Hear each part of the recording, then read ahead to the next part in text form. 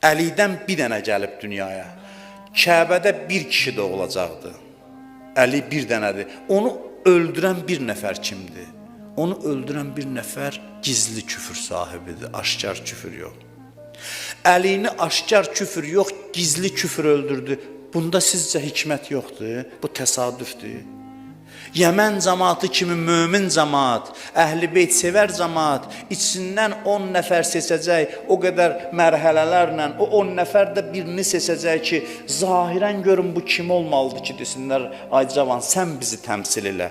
Görün, zahirən bu necə mömin adam kimi idi.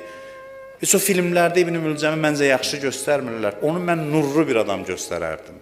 Zahirən, nurlu deyəndə, zahirən gəlir və belə bir aqibətlə rastlaşır. Allahın hikməti nədir? Allah deyir ki, Əlinin qatili gizli küfürdür. İndi biz nigaran oluruq da, elədir. Vallahi mən nigaran oluram, sizi bilmirəm. Mən nigaran oluram, çünki onun zahirən bizdən o qədər fərqi yox idi. Bəs onda olan mənfi xüsusiyyətlər bizdə də ehtimal var ki, var, bəli var. Onda biz də bir gün imam qatil ola bilərik. Allah eləməsin, dilim lal olsun. Ehtimal var, amma bir yolu var olmamağın. Bir yolu budur ki, o eyibləri etiraf elə.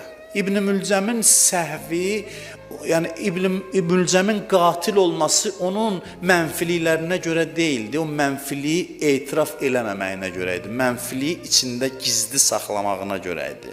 Yoxsa o eyiblərdən hamı da ola bilər. Əsas məsələ nədir? Əsas məsələ budur ki, o eyibləri aşkar edəsən, gedəsən Allahın qapısına, deyəsən, ilahi mən buyam. Bunu deyəndə Allah da qoymaz axırın belə olsun.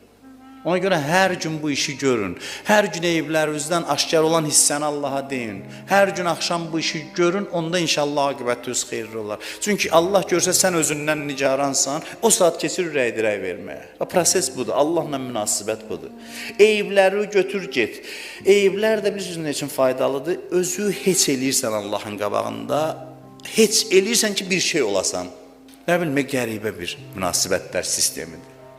Qəribə bir münasibətlər sistemidir. Mən demirsən, hey qabardırsan eyibləri, amma sən demə, rəhmət cəlb eləməyin yeganə yolu budur. Nəvazişə çatmağın yeganə yolu budur. Bu vasitə ilə özümüzü sığortalaya bilərik. Gedək Allahın huzurunda dayanaq, deyək, mən özümdə bugün bir dənə də rəzil xüsusiyyət tapmışam. Çox pis xüsusiyyətdir. Sən demə, məndə bu da var imiş. İlahi, bununla mən nə olacaq? Bunu denən qalan Allahın işidir. Elə həmin anda bağışlasın, təmizləsin və aqibətimiz də inşallah xeyirli olar.